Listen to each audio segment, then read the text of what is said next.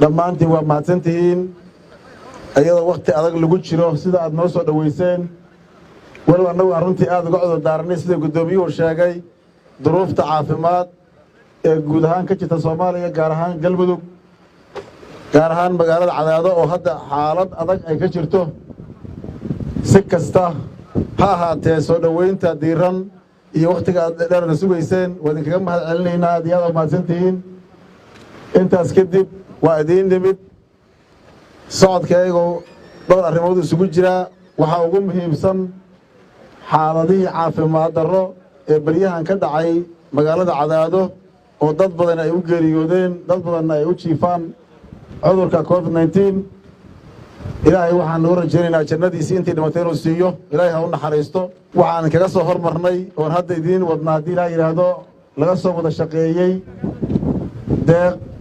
dad Soomaaliyeed oo reer Galmudugna gacan ka geysteen ganacsatada dawladdu gacan ka geysatay federaalka Soomaaliya Galmudug waxa ay kari kartay ka geysatay waqti dhow waxaana soo gaari doonaa diyaarad wixii qalab ah oo baahi degdeg ah oo ku aadan xanuunkan ay saaran yihiin insha Allah waxaan tagaynaa goobaha caafimaadkana waa tagaynaa waxaan dardaarmaynaa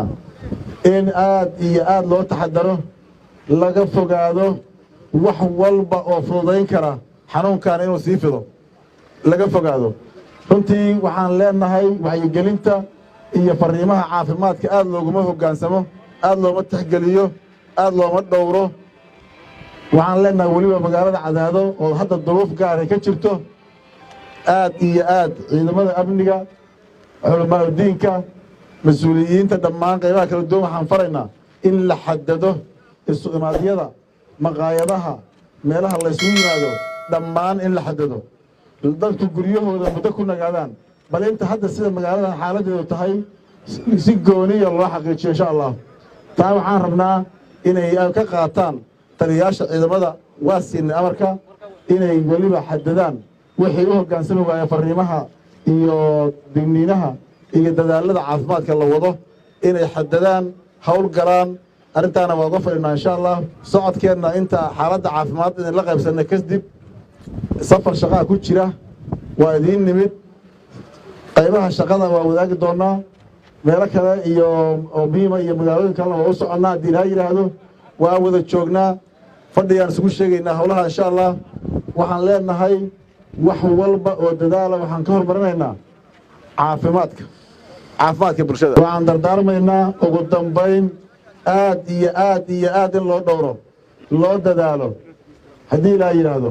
dadka wixii hadda dhibaato saa'ida qabanaa in la qaado intii kalena baaris iyo lagu sameeyo qalabkii degdega ahaa oksijiinka iyo wixii la midana waa la wadaa haddii ilaahay yidhaahdo hal la dadaalo insha Allah wasalaamu calaykum waraxmatullaahi wabarakaatu